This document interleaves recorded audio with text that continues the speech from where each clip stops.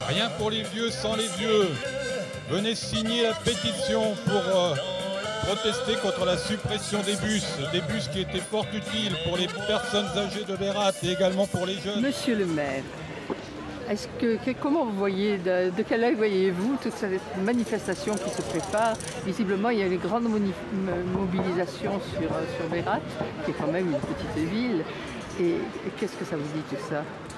Je trouve que c'est rassurant de voir que des citoyens se mobilisent parce qu'il y a un service qui disparaît et un service qui est très utile, on le voit bien, puisque supprimer des bus, c'est de plus permettre à certains habitants de Bérat et des alentours de pouvoir se déplacer, notamment vers Toulouse. Et on voit combien c'est important. Donc je suis tout à fait aux côtés de ceux qui se sont mobilisés pour demander qu'on ait plus de lignes de bus pour aller vers la métropole.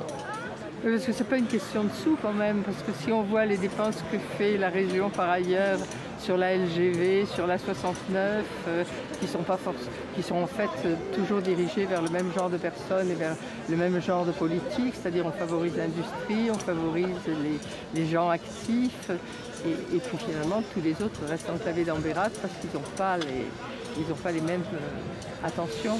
C'est vrai qu'on est dans une période qui est difficile. Moi-même, en tant que maire, je sais ce que c'est. On fait tous des économies et on peut comprendre qu'il y ait besoin de revoir peut-être certaines choses.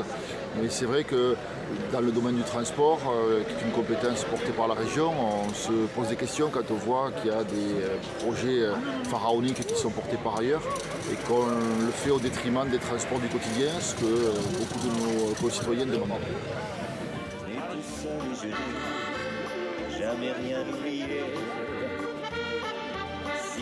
J'ai participé aux 2 réunions que la région cite, où il a été question effectivement de réorganiser le transport autocar Lio. Mais c'était surtout dirigé vers les scolaires en fait. Alors il y a eu 2 sortes de réunions. Il y a eu les réunions pour le transport scolaire et les réunions pour le transport pour les usagers lambda, on va dire. Par contre, là où je suis très mécontente, c'est qu'en fait ce qui a été mis en place, c'est pas du tout ce qu'on nous a dit en réunion, parce qu'effectivement sinon on aurait réagi à ce moment-là. Il était question effectivement de modeler les lignes de bus parce que certaines ne sont pas du tout rentables. Bon, on peut entendre qu'il y a un moment où il faut faire des économies, mais l'offre devait être revue pour correspondre aux gens qui travaillent, qu'il y ait quand même un bus par jour qui aille à Toulouse pour les personnes âgées, pas que de relais avec du train, parce qu'on sait que c'est compliqué. Et puis les personnes qui ont des soins, les personnes qui ont des soins, exactement. Et d'un autre côté, il n'était pas du tout question d'enlever les transports le week-end, par exemple. Donc nos jeunes, le week-end, sont coincés à Bérat. Ils ne peuvent plus aller en ville. Là, ils ont envie d'aller faire les achats de Noël, ils ne peuvent pas y aller en fait. Ils ne peuvent plus aller faire de l'aviron, ils ne peuvent plus aller voir aller voir les grands-parents, aller voir les copines, ou voilà, ils sont bloqués à Bérat, ils n'ont plus de bus le week-end. Voilà. Et donc là où je suis vraiment en colère, c'est que on a l'air de dire que les élus ont laissé faire, sauf que pas du tout. Nous étions présents aux réunions et dans les réunions, ce n'est pas ce qu'on nous a dit. Donc ce qui est actuellement fait, c'est pas ce qui nous a été présenté en réunion. Donc c'est là ma colère en fait. On nous fait passer un peu pour des gens qui avons laissé faire, alors que pas du tout. Nous sommes présents et on n'est pas d'accord sur ce qui se passe sur le territoire. Voilà.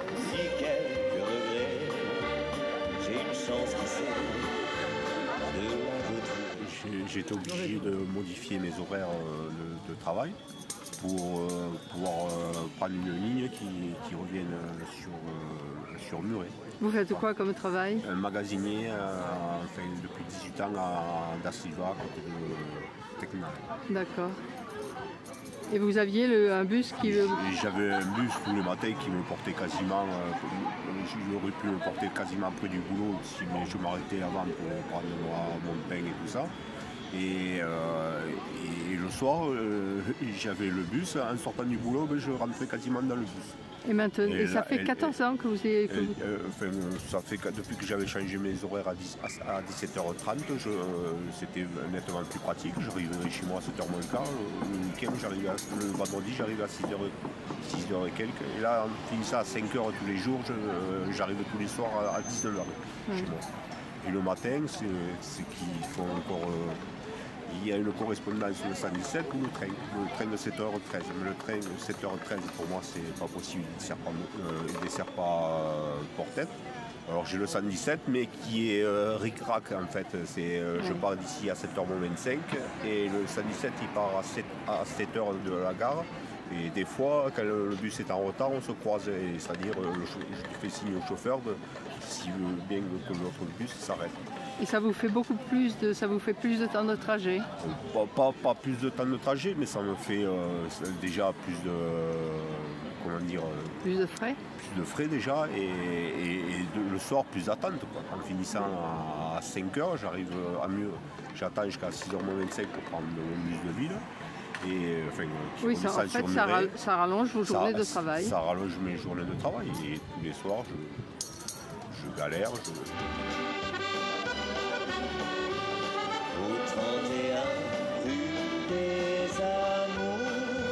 Qui n'a pas fait des mammographies depuis septembre alors qu'elle avait des rendez-vous. Elle ne peut plus aller à Toulouse toute seule, elle peut pas changer. Alors il y en a certains qui ont trouvé le système du VSL, mais on dit qu'il faut faire des économies à la Sécu et on prend des VSL alors qu'avant on est arrivé des bus. Non, ce qu'il y a, c'est qu'il n'y a pas eu, bon, la région dit qu'il y a eu des réunions publiques. Bon, personne n'était au courant des réunions publiques. Il y en a eu un peu, il y a des élus qui ont été à une réunion, mais a priori on leur a pas dit la vérité quoi. C'était juste pour lancer des ballons d'essai, mais il n'y a jamais eu de choses vraiment concrètes. Ce qui fait que maintenant, oui, on est en rogne parce qu'on parle toujours de désenclaver, le milieu rural. Et nous, ici à Bérat, on a la chance, on a pas mal d'actions culturelles et personne ne peut venir. Les gens venaient à Toulouse ou inversement. À titre personnel, moi, il y a ma maman, par exemple, également, ils ont supprimé donc, ces bus de la matinée, enfin de la moitié de matinée jusqu'à midi. Il y en avait 3 là, entre 9h et midi. Et ceux-là, ils sont supprimés complètement. Et en plus, ils ont supprimé ceux du dimanche. Moi, le dimanche, j'ai une maman qui a 92 ans, qui a été opérée de la hanche. Le chauffeur de bus l'aidait à monter dans le bus. À la SNCF, on ne vous aide pas à monter dans le train. Hein. Donc, c'était quelque chose de direct. Je pense que ça a été réceptionné. Il y a eu d'autres témoignages. Il y a une dame qui a 2 filles à Toulouse. Elle a permis, elle n'a pas vu ses enfants, enfin ses filles depuis. Je sais pas, alors qu'elle venait des fois, elle lui faisait des courses, elle repartait le dimanche soir parce qu'elle travaille encore. Et voilà, tout ça c'est supprimé et ce qu'on reproche le plus, c'est qu'il n'y a pas eu de vraie concertation. Il y a eu des ballons d'essai comme ça, mais c'est pas ça la concertation. Il n'y a pas eu de... Voilà.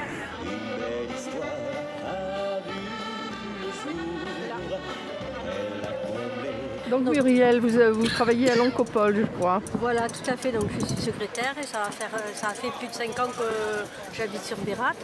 Je suis venue dans ce village parce que mon compagnon habitait là. J'étais en région toulousaine, juste à côté de mon travail. Et donc à l'époque, je prenais des bus de Tisséo, tout allait bien. Et en fin de compte, en venant ici, je me suis aperçue qu'il y avait ce bus qui était vraiment très pratique. Le matin, je prenais le 364 et le soir, je prenais le 361 qui me menait pareil à Bérat. C'était très pratique, j'avais un abonnement qui me revenait à 40 € au mois. J'étais tranquille parce que j'avais pratiquement 3/4 d'heure de bus, mais au moins on était posé et on n'avait pas toute cette circulation. Voilà. Et maintenant, le résultat, c'est que tout juillet et août, je travaillais. On n'a pas du tout été informé une seule fois dans le bus pour nous dire comme quoi le bus allait être arrêté.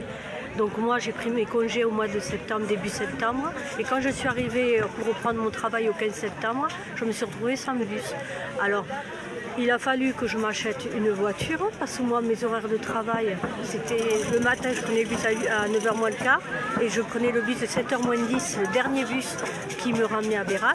Le résultat c'est que là j'avais plus la correspondance qui se fait le soir n'est pas compatible avec mes horaires de travail.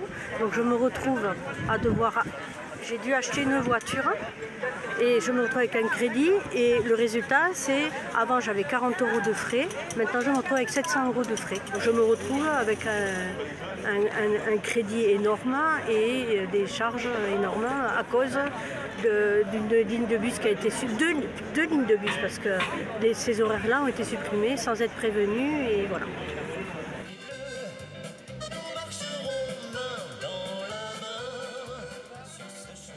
Dites-moi, pourquoi êtes-vous à cette manifestation aujourd'hui? Parce que je suis tout à fait outré par le fait qu'il y ait une fracture territoriale qui s'œuvre en empêchant les gens de la 3e couronne toulousaine d'utiliser les transports en commun, ce qui est une triple sanction à la fois environnementale économique et sociale pour les habitants de la 3e couronne de Toulouse. Vous preniez le bus, ces bus-là, à titre personnel? Très régulièrement et comme moyen de transport pour me rendre à mon travail. Quotidiennement, donc, à part de quelques exceptions quand mes horaires ne correspondaient pas. Mais il y avait une offre qui me permettait de le prendre, de baisser la charge mentale, de baisser mes coûts et d'avoir la perception que je participais à la préservation de l'environnement également. C'était effectivement à peu près 5 fois par jour, donc 10 fois, parce que aller et retour, quelquefois 8, parce qu'il y avait des jours où je ne pouvais pas, mais globalement pratiquement tous les jours, oui. C'était dans le cadre de votre activité professionnelle que vous preniez le bus? Exactement, puisque le bus m'amenait à Toulouse, où après je prenais le métro, puis le Téléo qui m'amène à l'hôpital Rangueil où je travaille. Mais sans tenir toutes ces promesses. Cette première action nous a permis de découvrir que dans toute notre région, du côté de Montpellier, du côté de Narbonne, d'autres ont les mêmes problèmes et que nous sommes prêts et sont prêts à nous rejoindre. 2 personnes filment cette manifestation et ceux qui veulent témoigner de leur cas, qu'ils se présentent, le film sera diffusé sur Internet et par divers sites. Mais aussi une nouvelle télé va naître, Télévioc, créée par Francis Carrier, Laura Adler et quelques autres, dans le contexte du Conseil national autoproclamé de la vieillesse. Un mouvement formidable de vieux qui en ont marre d'être considérés, de n'être consultés pour rien dans ce qui les concerne. Ce petit film de cette manifestation va être largement diffusé et auprès des 4500 adhérents du CNAF qui le verront. Mais si ce sont les vieux qui ont cette démarche de refuser, de ne pas être écoutés, on se retrouve justement en connivence avec les jeunes qui subissent les mêmes problèmes. Rien pour les vieux sans les vieux et le mot d'ordre du CNAV. Rien pour les citoyens sans les citoyens, pouvons nous réclamer tous ensemble. Au-delà de cette mobilisation contre la suppression de nos bus, il y a la revendication d'être consultés et entendus pour tout ce qui nous concerne. Donc, à chacun d'imaginer d'autres moyens d'action. Faites signer des pétitions, continuez. On remet les pétitions le 4 décembre à la région.